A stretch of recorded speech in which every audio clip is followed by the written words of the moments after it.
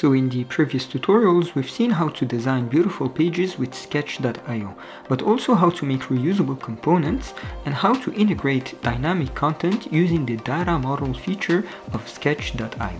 In this video, we will push this even more by creating interactive content. For that, we will use the Actions panel.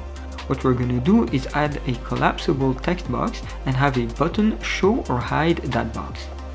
There are a few ways to achieve this result, and in this tutorial we're going to see how to do it in two different ways. To get started, we're going to add a few elements into the page. Let's add the button and the text box. We're going to give a class to the box and call it text box. As we said, what we want is that when the button is clicked, that the box shows or hides. For that, we go to the Actions panel and add a click action to the button. So when the button is clicked, we want to use the toggle show hide module that is under element operations.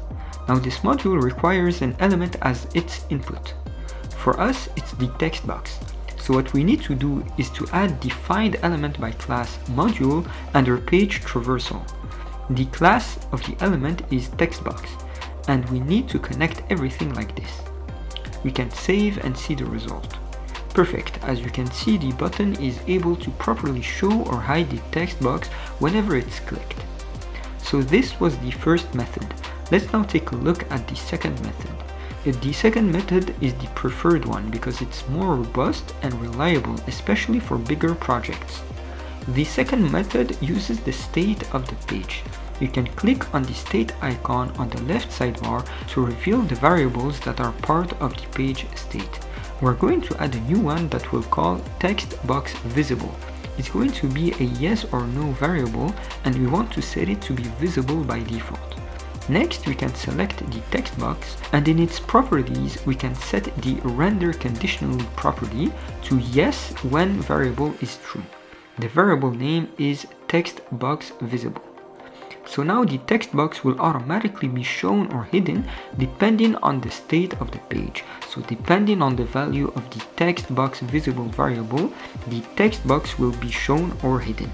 The final step here is to change the page state when the button is clicked.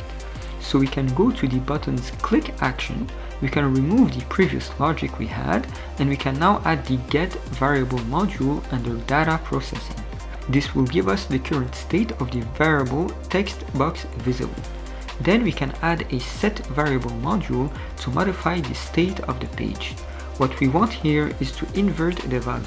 So if the variable is set to true, we want to change it for false and vice versa. To do that, we can use the invert module under data processing logic. The input is the original value and the output is going to be our new value, so the inverse of the current value. We must not forget to connect the execution flow of the modules, and we're done.